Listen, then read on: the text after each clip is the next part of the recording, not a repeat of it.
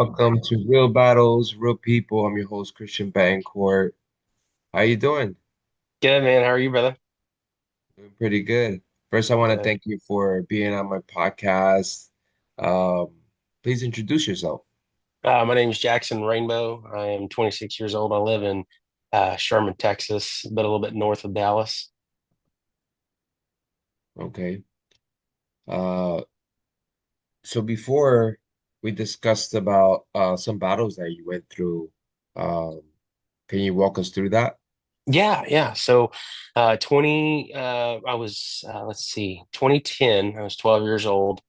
I was just a young, active, young kid playing football, living the Texas dream of playing football and hanging out with friends. And I December 14th, 2010, I actually was diagnosed with Hodgkin's lymphoma, stage 3 cancer. It was actually kind of wild how we found it. I tell everybody, football is what saved my life. We were dealing with about a 6 month injury due to my lower back. And we were doing all kinds of different things, physical therapy, all kinds of different therapies to try to get me back up and running. And uh, my physical therapist requested that we do a MRI of my chest and abdomen area. And right about that time, about 3 or 4 weeks later, we found a tumor in my lower back that was pushing on some nerves that was causing that back pain to stay there. We had repaired the muscle and everything. We had repaired everything with the physical therapy, but it was just that tumor that was still sending pain and everything. And then little did we know, we had also found some other tumors. One was underneath my arm, and then one was wrapping around my aorta, and I had been feeling a little bit different that summer. I'm allergic to everything in Texas. So if I have just your normal symptoms, I'm not going to think anything of it. But there were some things that were coming up. My breathing was changing, my energy level was changing. But being 12 years old, you just think, oh, I need to sleep a little longer or not stay up as late. And it just, there was some things happening that I just didn't think anything about. And little did we know it was leading to a cancer diagnosis. So we started at Children's Hospital in Dallas, and that's where we got our diagnosis. They admitted me there that night. I spent a week from that night to the end of the first week of treatment. They wanted to get me in. We caught it at a real late stage. It wasn't the most ideal way to find a cancer diagnosis, but I mean, in anybody's walk, you can find it in any weird way. It just pops up, and so. We were there for a week. We did chemo. They got me all set up. I ended up getting a PICC line in my arm. At 12 years old, my as my father says it, my childhood kind of was put at a halt. I had to learn how to become a little bit more mature at a faster rate, and I had to be able to be around more adults than I was going to be around my friends and stuff for a little while, because that was just the way my life was going to play out. And it was a big blessing. My father, he was raised by a World War II veteran, so I was raised by the greatest generation's children. And and he was 45 when they adopted me. So I learned young in life how to be around adults, and just be able to have the mannerisms to be at that level with them. And so, I was very blessed to have that in my life. And so we got a battle plan, and we pushed through, and we ended up beating it. And I think the biggest thing for me during the whole time when I was fighting cancer was just staying positive. That's in anything really. It doesn't have to be an illness. It can be anything in life. That's how I kind of try to tell people is, find something positive in your darkest moment. Yes, it seems hard to do that, but for me, that's the way that I had to keep fighting, was keeping it positive. I lost my hair. I was 12 years old, lost my hair. Well, I'll tell you, I'm quite frank, I don't look good bald. I look a little scary. So, we had fun with it. I started losing my hair. I called probably 6 or 7 of my close friends. They came over and we had a head shaving party. So, so we turned that can be very detrimental in a young person's life and in anyone's life, no matter the age. Losing your hair, you don't expect to do that. So, we changed it into something positive. We all hung out, we ordered pizza, we had just a good afternoon. And so, we moved through that. We were strong as a family, and we pushed through it with God on our side, and we were able to beat it. And so, um, we moved through that, and through that my foundation was born, basically. So we had a sign that we put on the outside of my hospital door when we were in the hospital that says miracle in progress, only faith beyond this point, because we didn't want any negativity. We didn't want, we wanted all positive vibes, all good things to come in that room. And yes, we understand there's, we have to go through and listen to what the doctor has to say, and it may not be good, but we can turn around and we have faith for it, and that everything's going to be good. So we moved through that, and then we got finished and started back into the normal young person lifestyle. I was around 13 or 14 at that time, so I got back into football. That was my dream at the time, was to be a professional football player. And I had been surrounded by a really good team. We live in Sherman. We went down to Plano to play football because that's where the real high level athletics are. And if you're serious, that's where you go. That's where you want to excel, because you're playing some of the best players in the state. So we went down there, we carried on with life. We just we did everything as usual. We got past cancer, and we started moving forward. And from there we started training. My life bloomed into a wonderful, wonderful story in itself of public speaking. I was an ambassador for Make-A-Wish, the Make-A-Wish Foundation. They had sent me to meet Peyton Manning. Actually, the year date to being diagnosed, I was on a flight to meet my role model in sports, was Peyton Manning. So, they did a lot for our family. So I made it a point to try to speak and give back, and just let everybody know that this group is what they are and what they say. They take care of kids that are going through some serious times in their life. And Make a Wish, it's not all about the trip, and that. I look at it as it gives the time for the family, the brothers and the sisters, the mom and dad, and the patient, it's themselves, to really sit and heal. It gives them time away from the everyday lifestyle, and gives them time to heal and gain a little bit of that time back that they lost, that was just blown up by an illness. And so Make a Wish is a wonderful, wonderful foundation. And so I started speaking for them. I have a very, very deep passion and love for our veterans and active duty military. And I come from a military background. I think the Rainbows have probably almost served in every conflict that this country has been involved with. And so, I have a very high level of respect for the military. So even before cancer even started, I was doing fundraisers, and I was working closely with Soldiers Angels, sending care packages over to active duty. And then when that fundraiser was done for the active duty, we would switch over to the VA for all the veterans, and then we did some for homeless vets. And that's just my heart. When I wasn't playing football, I was volunteering somewhere, and I was volunteering at the bottom VA, and that's where I felt at home. I know the age gap was completely different, and the walks in life were completely different, but I just felt like they were all family. And so we continued to do that. And we actually, I was presented with the Crystal Wings, their highest level award from Soldiers Angels, their Crystal Wings award for all my volunteer hours and volunteer service for the veterans, and just doing what I love. And, I didn't do it for the recognition. I didn't do it for all the, hey, you're doing a great job in life. I did it because, as you very well know, you being in service, you sacrificed valuable time away from your family. And we, as the American people that are, blessed to have this right to have freedom and do what we want, we should,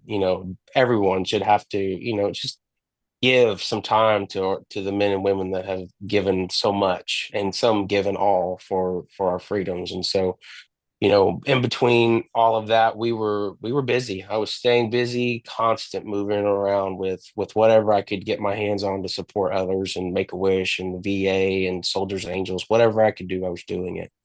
And so, fast track to 2013, I was actually going to public speak in front of my largest crowd at the NCAA Division II conference. They do they're big supporters of Make a Wish, and so I was invited to come speak in front of their crowd, their conference, and so it was my largest crowd. God was involved in it. I couldn't have done it without Him. I was, 13 years old, 14 years old, and speaking in front of some high level executives for the NCAA, and it went great. It went wonderful. I really felt like I made a connection with the people in that room. And it was just a beautiful time. I got to meet, so many wonderful people. And, you know, I heard this saying off of TikTok is when you're favored by God, you're favored by the devil. And that has stuck with me for years. And, I was doing everything I knew in life that would help others and try to support everyone in their, the dark times of their life, whatever it was. And, it's crazy how this works, but I went from being at the top of my performance level of speaking and volunteering and doing what I love to the next day being told that I was going to have to fight cancer again. It went from high to right back down to a low. And, it, it really made me stop and think about everything that I was doing and that saying, when you're favored by God, you're favored by the devil. And, all I can say is I knew I was doing what God put me on this earth to do. And, the devil just thought differently. He didn't want me to progress and try to help my fellow brothers and sisters and whatever they were going through. So, it was another test of my faith. And from that point on, the treatment plan was completely different from the first time. There was some different changes that I was not very happy about. Instead of going every other day for treatment, this treatment plan was I would go in for a week of straight of solid chemo, get out 2 weeks off and do it again. I did that 3 times. And 13, 14 years old, I was getting back in shape, playing football, I was volunteering, doing all this great stuff. I don't want to be stuck in a hospital for a week. And so it was a different kind of mindset I had to wrap my head around a little bit differently because the battle plan had changed, completely. And so, I just went at it after about a week of just sitting and praying and talking to my pastor and his wife and my family. I took the battle plan and I said, okay, it worked the first time, we'll do it the second time. So I just went back at it again with the positivity and we that's how we did it. I mean, most people ask us how we really truly did it. And I can only tell you it was God, faith, and family, and, our closest friends that stuck in there with us. I mean, I had a great football team that was surrounding me. I had a great trainer for football that, uh, you know, it was started out as a football relationship and then it became like family. Ronnie, I call him Uncle Ronnie. He was with me every step of the way, keeping me in shape during cancer treatment. And the doctors loved it. They said, whatever you're doing now, you need to keep going and keep doing it because you're staying in really good shape. And so that's what we did. We just kept moving forward. Some things were different. And, I had to experience some different things, some new fears, some new worries with this cancer fight. I'd end up having my first surgery and, I got my first war wound, as one of my buddies called it. I have a scar on my neck and that was my first actual operation that they did on me. And so, that was something I had to kind of work through and get over because, I was more concerned of, oh, it's not cool. It's a scar on my neck. People are going to look at me differently. And, I've had a few of my buddies that just looked at me and said, man, he says, don't be ashamed of your scar. Wear it as a trophy piece because that's something that you beat. People ask you about it. Don't be ashamed of it. Tell them what you did. Tell them how you did it. And they'll be proud of it. They'll be happy that you told them. It's not a shameful thing. And so, at a young age, I had to kind of work through that kind of stuff. And now It's something I look at every day in the mirror and say, hey, that maybe today may be a tough day, but you got through some of the hardest days of your life then. And so, we beat that one and we got past it. And, as a family, like I said, we were strong. My family was strong. And, most people will say, their buddy from school is their best friend. But for me, it's my father. I spent hours and hours and hours with him, and, he and I had some real deep conversations and we had some real grow up moments for me. I had to ask him difficult questions and he had to give it to me. I'm not one of those people that likes the bread and butter. I want to give it to me straight out right off the cuff. I like it just the way it is. And so, we had some serious grow up adult moments. And so, I was very blessed to have the support system I had during both fights with cancer, and like just like we did before, we moved on with life. I kept volunteering and kept doing, all my different foundations and stuff. And so I had just got into high school, so life was changing a little bit. I had to change a few things, some different courses in life, and um, you know, uh, I had to pull away from a few things and kind of focus on school a little bit. Obviously, just because it is school, it's important. Knowledge is important, and so we moved on with life, and then 2017 rolled around, and so 2017 started out January 1st. That fight was I thought cancer was tough, but I did not realize I was about to meet my ultimate match with this. They call it a volvulus or volvulus. It's where your small intestine is twisted, or you have an intestinal twist or an issue in that sorts. And, that it seems simple, just that word and a quick diagnosis, but it was the fight of my life on that one. So January 1st, 2017, we were having a party at the house for everyone at the church to come over and enjoy the New Year's Day, just like we do all the time. And I woke up that morning with a serious pain in my stomach. And I called my doctor and I said, hey, this is what I'm feeling. It's pretty significant, but I'm not going to the hospital. And so he was like, take this and let me know what happens. So it worked for about 4 hours. I was okay, enjoyed some of the day. And then after that stuff wore out, I was on my knees. And my family knows very well that I support the medical field and I support the doctors that are saving people's lives every day. But I am not the person that will just voluntarily say, let's go to the hospital, because when I go to stay. I don't go just for a quick checkup. There's always something, because my health has been changed so many times and my body has, went through so much. And so I looked at my father that night and I said, okay, well, we got to go. So we got to go to the ER. And so from the night of January 1st to the middle of August, I was in and out of hospitals. And no one could tell us anything. We have one of the most well-respected doctors in the state of Texas, and he has been a lifelong friend of ours, and he did 3 or 4 surgeries on me. And it's something to see people struggle getting the answer out or trying to find the right words of how to explain something that is very scary, very concerning. My body, I went from being able to eat and drink down to not being able to do anything, no eating, no drinking, nothing. And, our friend, the surgeon, he was scratching his head because he could not figure out what the issue was. And, we checked everything minor all the way up, and he couldn't figure out what was really going on. And so we went to a different doctor. He did some tests and did some things. I was at a day surgery hospital and I stayed there for a week. Like, that's not normal for them, and I just could not leave because I was so unstable. I was dropping weight like crazy.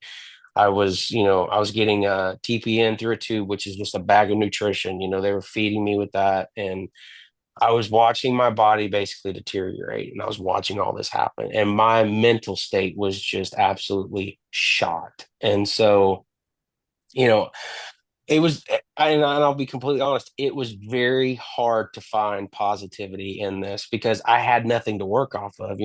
With cancer, they give you your diagnosis, they give you a battle plan, and you move forward with it, correct?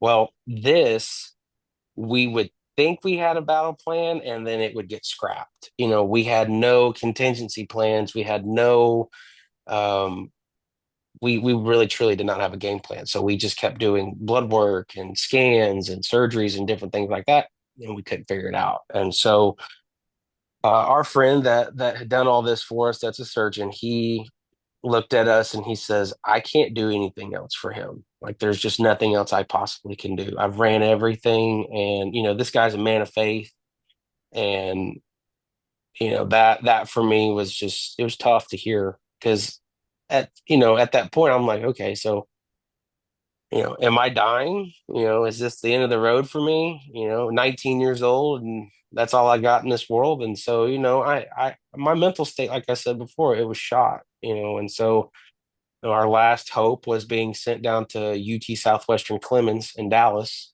So, very familiar territory down there because Children's Hospital, you could throw a rock at their building from that hospital.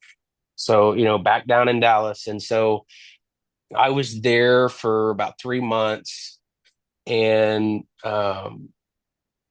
it got worse. My health got worse. I really, really started shedding weight there. And I mean, I've always been a good sized guy, and I'm always used to a little bit of fat on the bone. So I've never seen that side of me. And I could see my jawline. I could see my eyes were sinking in.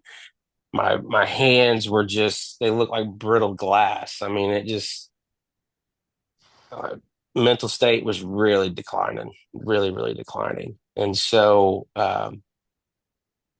I found my breaking point there, and and I never thought I really could, or I didn't know where it was, and I found it. And so one night in the middle of April, my mom was laying on the couch, and I was in my hospital bed, and I had my phone up, and I had 7 notes, 7 letters written out, and basically they were my, sorry I didn't make it this long, and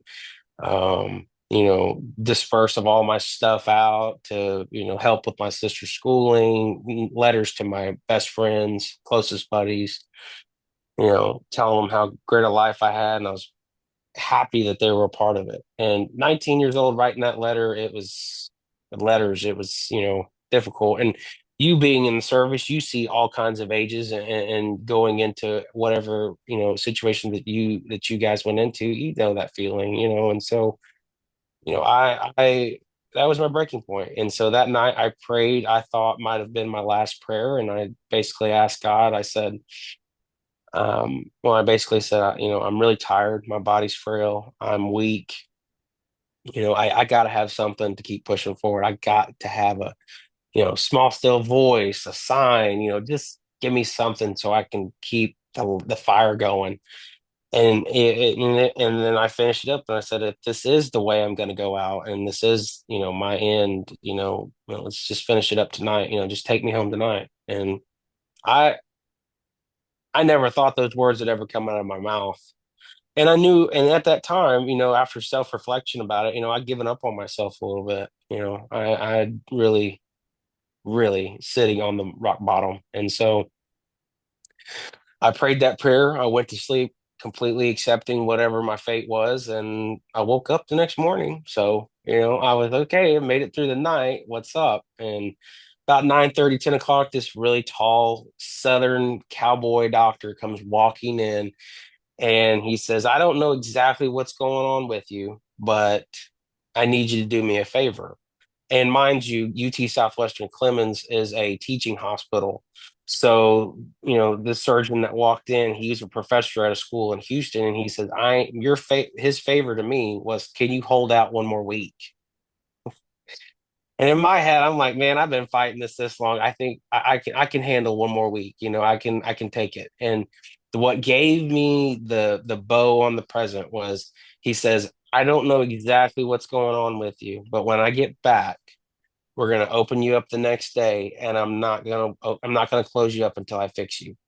And Right then and there, man. That's all I needed. That's all I needed to just keep it rolling. And that was that's what I asked for in my prayer. I needed something.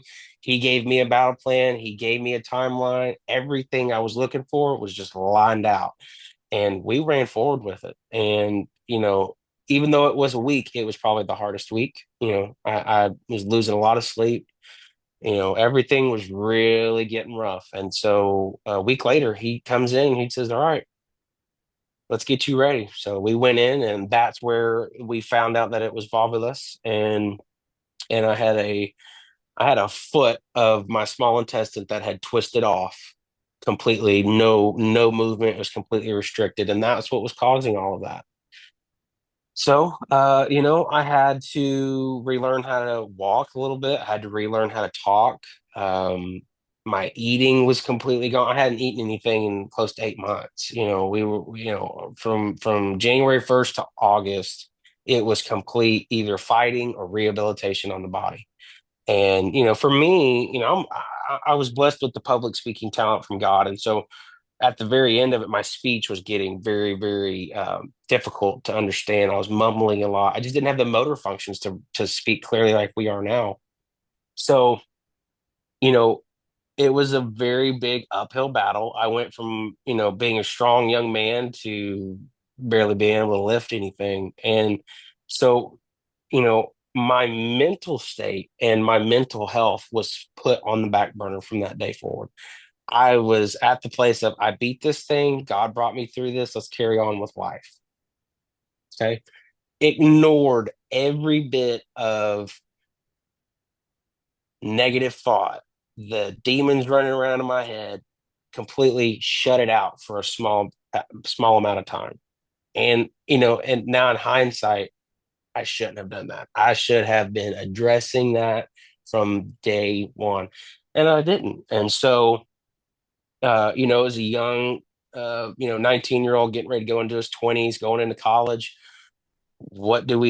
We like to have a good time, study hard all week and have fun on the weekends, go out and party. And so, my lifestyle consisted of working, school, and having fun going to parties. And so what I'd noticed, and I knew I was going down the wrong path, was I neglected getting help and working through some things in my mental capacity.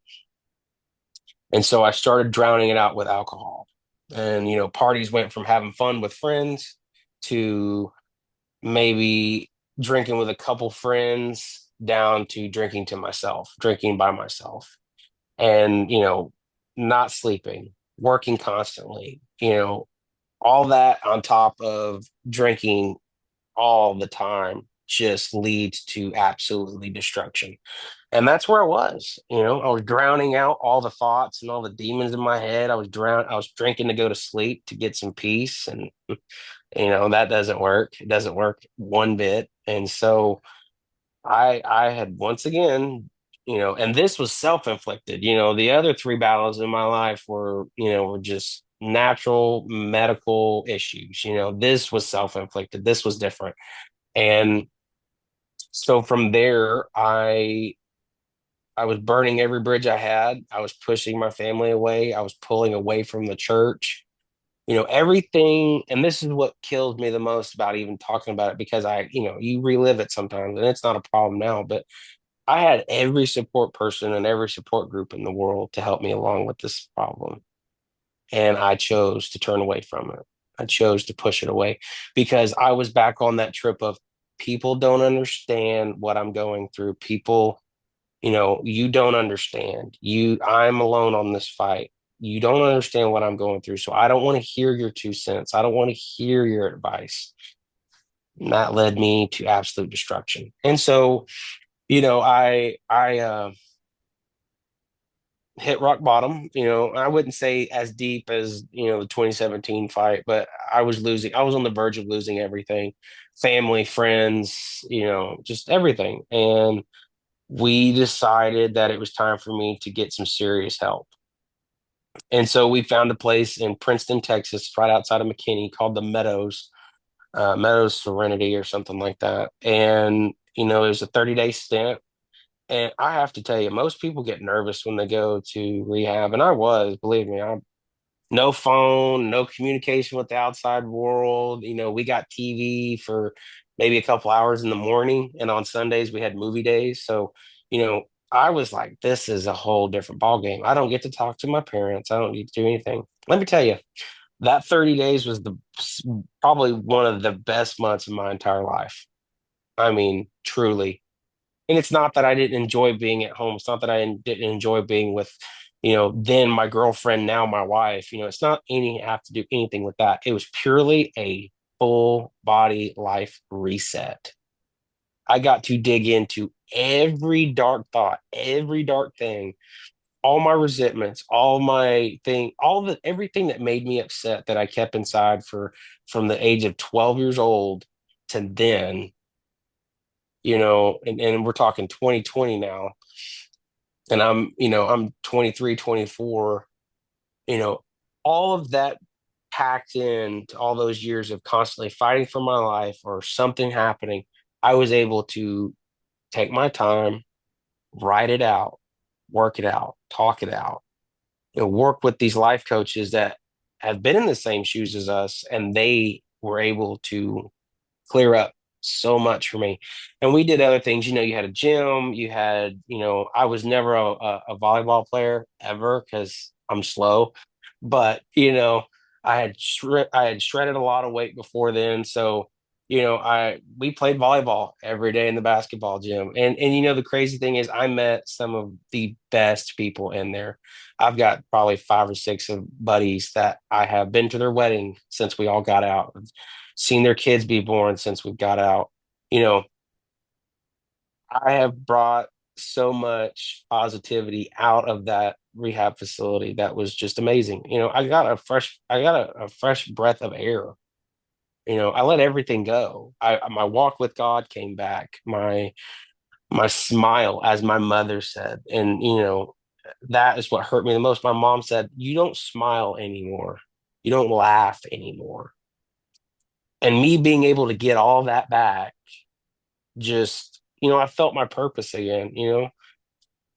And so I think, looking back at everything, my journey now as of today, everything I've been through, self-inflicted, medically, inflicted, whatever it is, my story, my biggest push is that I speak so others may never lose hope. And, I try to tell people as much as possible that I'm not just speaking to cancer survivors. I'm not speaking just to, surviving addicts. I'm not speaking to one secular group. I'm speaking to anyone who has had a rough patch in their life. If it's divorce, if it's financial struggles, if it's family problems, medical, veterans, whatever. And the crazy thing is, I'm pretty sure you listen to the show, the Sean Ryan show. I have glued myself to that because you see these professionals, and you very well know this as well, being in the service. You guys are a professional group of men who go out and carry out missions and do some of the most difficult things in this world to do. And you guys have to come home and decompress or try to decompress all of that and try to live the normal civilian lifestyle. And to hear all these guys that have gone on there, DJ Shipley, Blake Cook, Kyle Morgan, all these guys that have figured out and went through the hard times, went through the life trials of getting out and trying to regulate themselves back to a normal civilian lifestyle. That every time I hear one of their stories, it just opens up something else for me. And I think that's what really is important for us as people in this world is to give it a chance to listen to other people speak and listen to what they went through. It doesn't have to be the same situation. If me and you went to lunch one day and you told me about your military service and maybe some of the things that you went through, I'm not going to sit there and tell you, "Oh, I understand. I've never been in your shoes."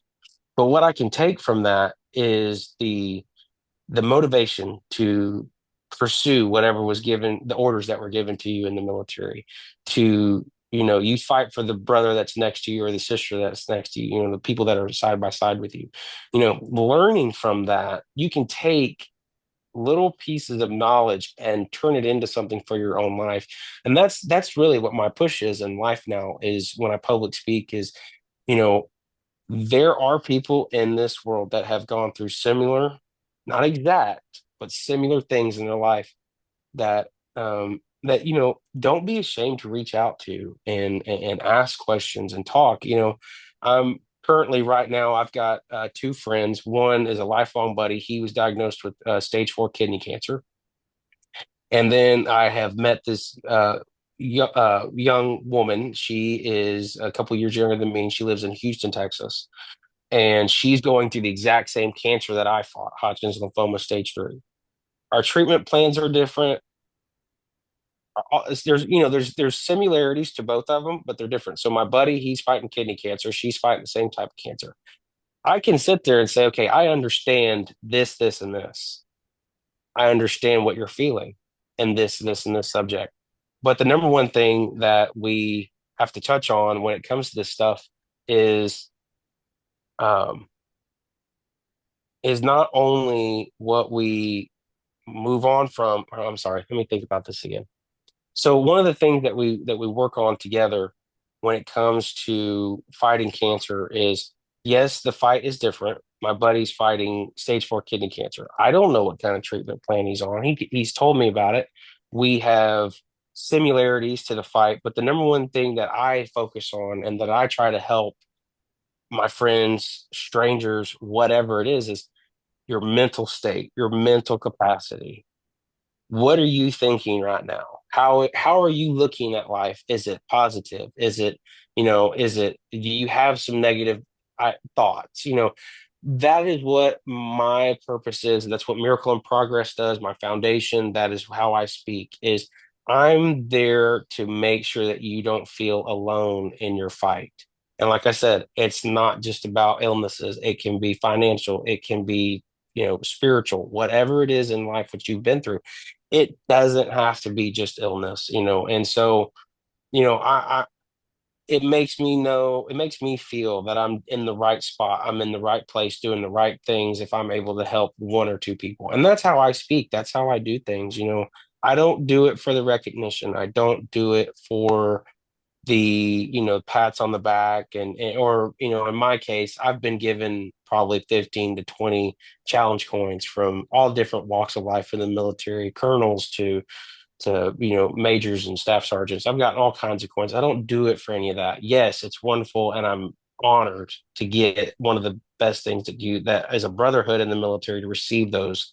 But I do it to make sure that my fellow brothers and sisters don't feel alone in their fight, and they don't feel like they can't reach out for help, because you know it, we have all earned the right to ask for help. We all do. Every day that we wake up in this world, we have an issue. We have the right to reach out for help. And there's no shame about it. There's no shame whatsoever to ask for help. And, I push that a lot with young men, because we're raised to be these, we get this persona of being this strong, tough guy. We don't need help. No, you do. Everyone that has gone through something needs somebody just to vent to get it out, so they're not holding it inside. And so that's me today. That's where I'm at today. I have overcome some tremendous things in my life. I've been very blessed with the support system that I've had and the people that are joining me in this fight, because we're never out of the fight. No matter if we are living a normal lifestyle, things come at us every day. We're never out of the fight. We are constantly pushing forward to success and to better ourselves. And so, that's what I do now, and I'm very thankful for everything that has come my way and the lessons that I've learned, even though they were earned in very hard fights. But I'm very grateful for everything that the support system and the people that are with me. So, Wow, you left me speechless. Your wife told me he's gonna, my husband's gonna go ahead and share something with you, and you're gonna feel inspired. But I didn't think it was gonna be like this. Like you, I'm at lost at words. Like, like God is great. God is great all the time, every single day. Yes, And sir. God had you in his hands and he guided you and he never left you behind. He's always there present with you, and your faith with him got you where you are today. And he uses you as a vessel to help others that are in need. And I applaud you for that. I appreciate that. And there's were points where you were talking and I had to take notes because somehow, and how crazy it can sound, we are kind of in the same, like there was little parts there that were popping up and I had to write it down. Yes, And sir. there was one that came to me where you said you were diagnosed in December 14th, Hmm. 2010. Yeah. I was diagnosed with cancer December 17th, 2010. Wow. We were both in the fight together. We were both in the fight together. How connected we were Hmm. without knowing each other. Yeah. And when you States were away. diagnosed at 19, I was going to the military, Yep. you know? Yes, sir. Um, you were also talking about your Uncle Ronnie. Yeah. My best friend, his name is Ronnie. He and I served together, and we've Very been nice. friends forever, Very like nice. since like 22 years, Wow. we've been friends.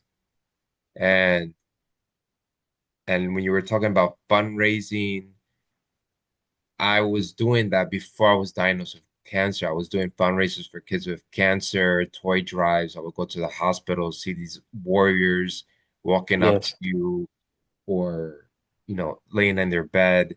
Hmm.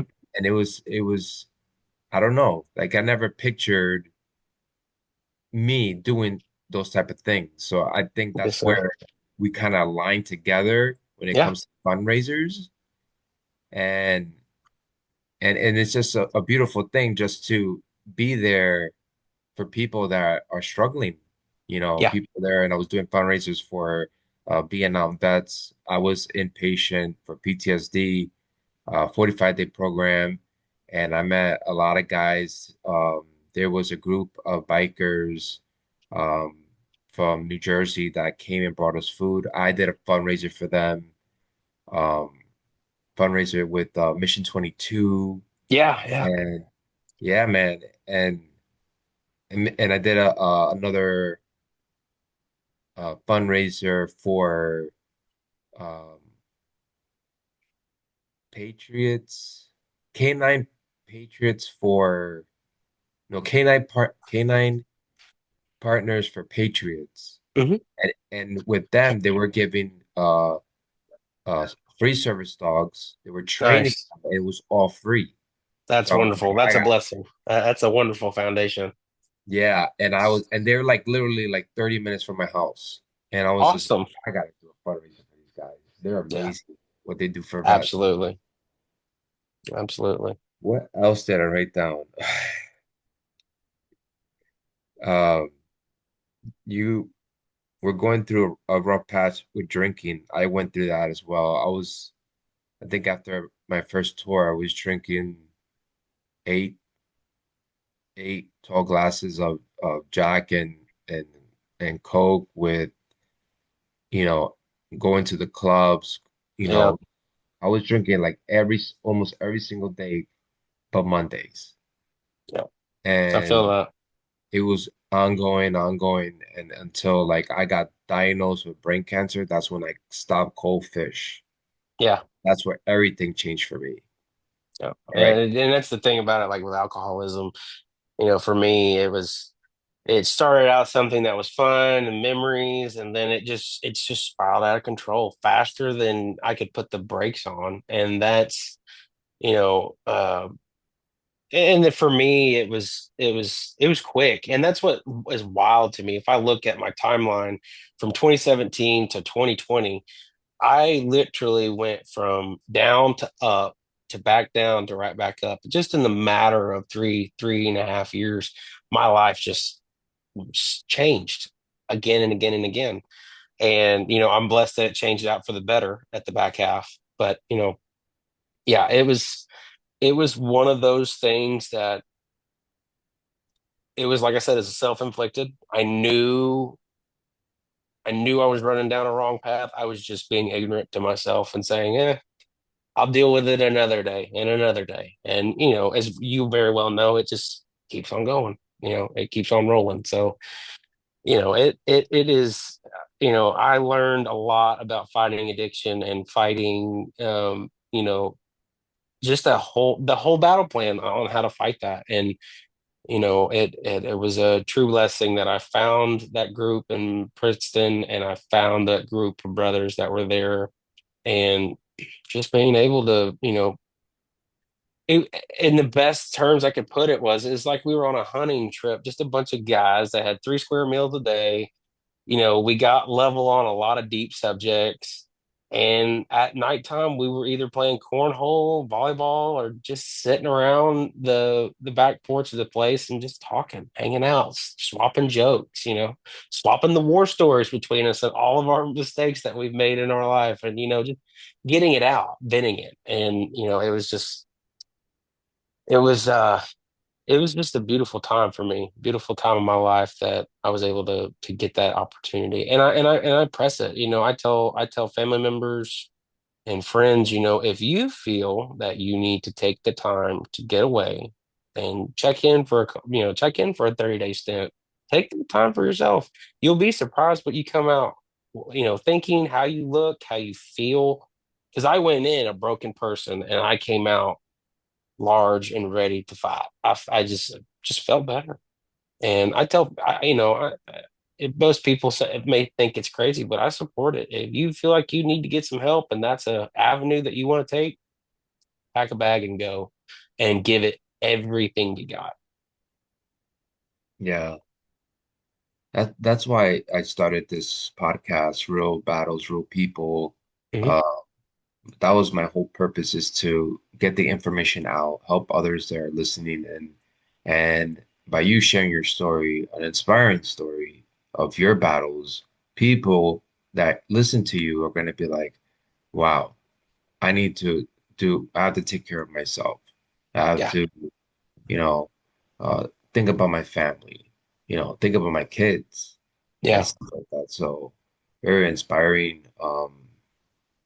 If you want, do you want to say a prayer for your two friends that are battling cancer right now? Yeah. Yeah. I'm more than happy to do that, man. All right. Well, God, we come to you today and we ask for very specific things for Liv and Hunter as they fight this battle. We ask for peace and comfort and strength and wisdom and the will to fight and the will to never lose hope. We know your hands involved in these fights. We know that you are in every step of the way, leading the doctors and leading the family and leading them themselves into the good fight of beating cancer and being a beautiful light in this world and reaching out and touching other people. We know that you do not allow anything to happen to us because you are our guardian, you are our Father in heaven, and we just thank you for all of the blessings that you pour upon us. We thank you for allowing us to get together today and spread your wonderful works and the miracles that you've placed in both of our lives. And we just thank you with everything in us. In Jesus' name we pray. Amen. Amen. Any last words before we close out, um, that you want to give advice to our audience? Uh, you know, Take every day one at a time. This is not a run. This is not a marathon. This is just a constant walk every day in our life. We take the hits, we take the wins, and just one day at a time, one day at a time. Don't get on over your head. Don't think about tomorrow. Just think about the now and what you can do to better yourself today. Tomorrow is the next journey. You don't have to worry about tomorrow. And, if you have a higher power in this world, whatever it is, lean on it completely, and and just do your due diligence, do your self inventories, make sure that you're taking the time to make sure that your mental state and that your mental capacity is in good, well standings with yourself so that you can wake up every day with a fresh breath of air and ready to have a great, successful day. That is the best thing I can tell people.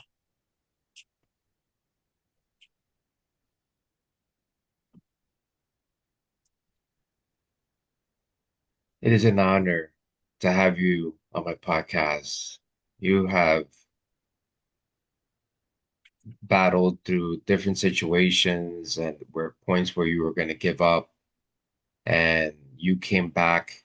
Then you fought another battle, and you came back again, and you 100% will make a difference in this world, whether it's going to be with one or two or more. I appreciate And that. wow, what a story! What a Thank you. story! Keep inspiring Yes, and sir. and keep serving for God, help those that are in need. And again, it's an honor to have you here, and thank you for your time. Yes, sir. Yes, sir. This Thanks is for having real. me. It's been a wonderful time. This is real battles, real people. Take care, everybody.